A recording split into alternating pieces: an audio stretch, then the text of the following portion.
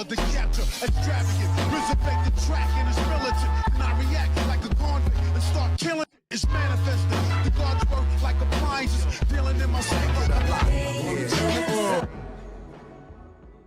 Yo, what's going on everybody? It's your boy Naruto Explain here, bringing you guys another discussion for Boruto Naruto Next Generations, the manga. And for anime only fans, this is the time of month where a lot of the content that you guys are going to see on the channel is going to be spoiler heavy, so I thank you for your support.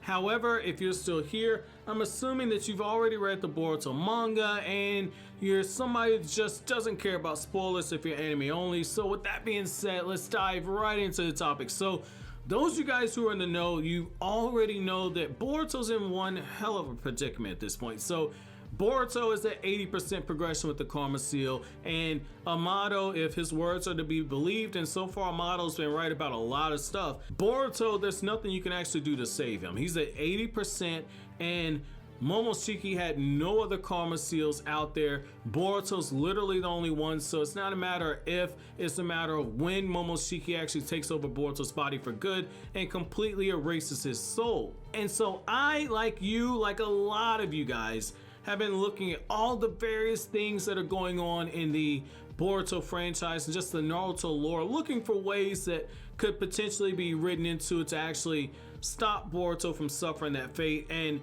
I know a lot of people keep going back to, well, Momoshiki did say that Boruto's eyes are going to take everything away from him. And I've always said I don't see this going the route of Hero Mashima with Rave Master, where, I guess, spoiler warning if you're thinking about reading Rave Master, but essentially one of the main characters dies and another one ends up suffering a very tragic fate. And so I've always said I don't think they'll go that route with Boruto, but as I was looking at Boruto and just how dark of a situation he's in, the character Sarada Uchiha came to my mind. And in particular how Sarada, her love for Boruto, whether you're somebody that puts Boruto and Sarada together as caring for the Boruto franchise, or you're somebody that views the relationship as being more of a platonic relationship between brother and sister, the thing about Sarada is that she represents to Momoshiki everything that he does not understand about humans. So if you read the novelization for the Boruto movie, you get a closer idea of how Masashi Kishimoto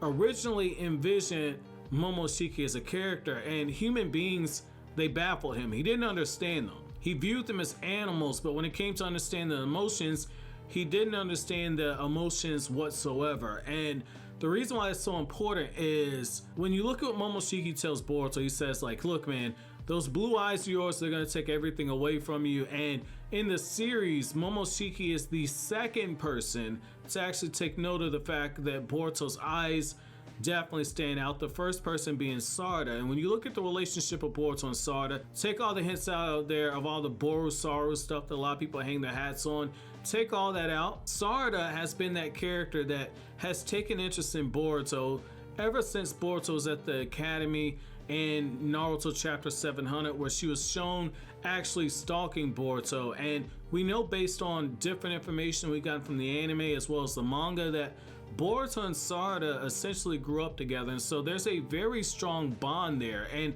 the reason why that's so important is Sarada has a deep love for Boruto, regardless of what type of love you think that is. She has a deep love of Boruto that goes very deep into understanding. And so for Momoshiki, this is the first human being that he's put the Karma Seal on. Jigen was alone. He was a monk.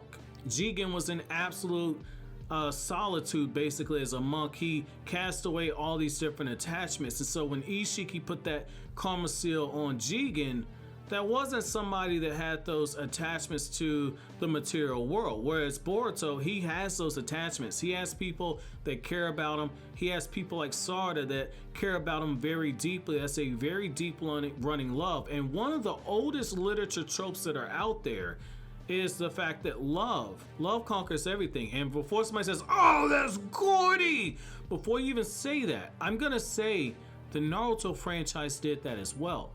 I'll say go back to your recent history and look at Kaguya. Kaguya began to change a little bit once she experienced love, and then she really changed when love was betrayed by Kaguya. But we can go back even further. So if you take your ninja Bibles and you go to Naruto Volume 53, which should be the cover where you have Minato and Kushina holding baby Naruto. Well, in that volume around chapter, and I don't have the specific chapter, it's around chapter 503. That should be when Kushina is having a flashback and she's explaining everything to Naruto.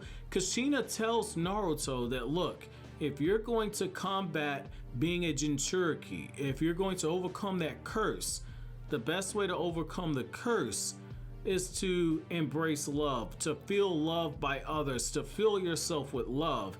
And when you look at Boruto, that's all Boruto knows.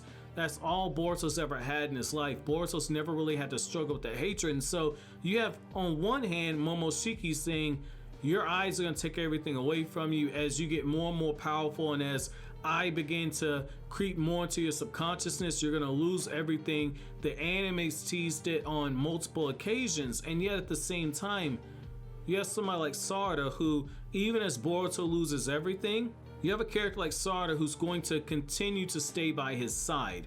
Sarada's not going to actually abandon him. The same thing with Mitsuki, where Mitsuki's saying Boruto is the sun to his moon. The same thing. Boruto's light is needed to shine for Mitsuki because the moon can't generate its own light. When you look at the importance of Boruto's relationship with Sarada and Mitsuki, I could see both of them being those characters that are there to actually bring Boruto back. And I want to take this a step further.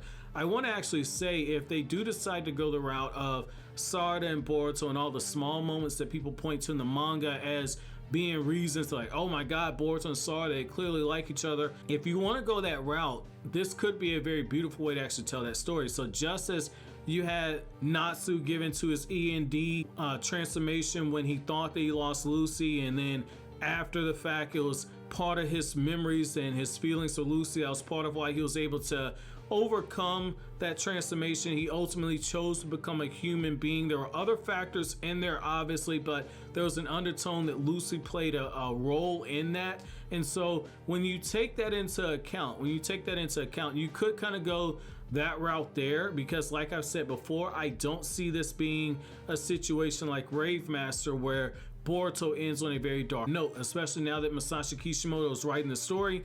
I don't see that being a case, but I do see something like this cliche being used, and it'd be a nice way to actually parallel Boruto with his grandparents. So he's already got Minato's genius, so if you take it to where he's actually being saved from the curse that he has, that would allow him to mirror Kushina, because Kushina was saved from that Jinchuriki curse by actually filling herself with love. And so you actually take this a step further to where those emotions that other characters have for him, that those feelings are what ultimately ends up reversing the actual 100% completion of the karma seal. And I think there's even stronger evidence to the fact that when you look at it, when Isshiki was taking over Jigen's body, you had this moment where you saw Jigen, where in the consciousness he was looking down at like some water or something. You saw Jigen, it was either Jigen or Kawaki. You saw them looking in the water, and then ultimately they ended up diving under the water. Well, the thing is Kawaki and Jigen are both characters that are alone.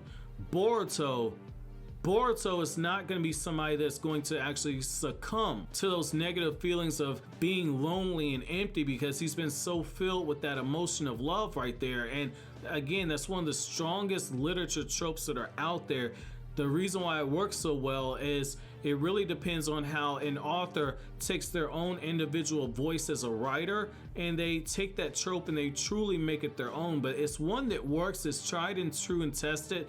It's been done for a long ass time, and it will continue to be done long after we're here. The way that you avoid it from being too cliche is, again, the author has to find their voice, and they have to find a way to make the cliche their own. And I think that you could see a scenario to where, as Momoshiki gets 100% completion, you could see that scenario to where maybe Sarada embraces Boruto, or is grabbing onto Boruto's face and she's crying, trying to bring him back from whatever transformation that Momoshiki has. And you have this moment to where Boruto and Momoshiki's consciousness are crossing paths at that one moment just before Boruto hits that 100% completion rate, and it gives Boruto a backdoor way. I think that that could be something that works. However, I want to know from you guys, how do you guys feel about this possibility? Let me know down in the comment section below. But as always, guys, if you like anything I had to say, don't forget to comment, rate, subscribe, and share.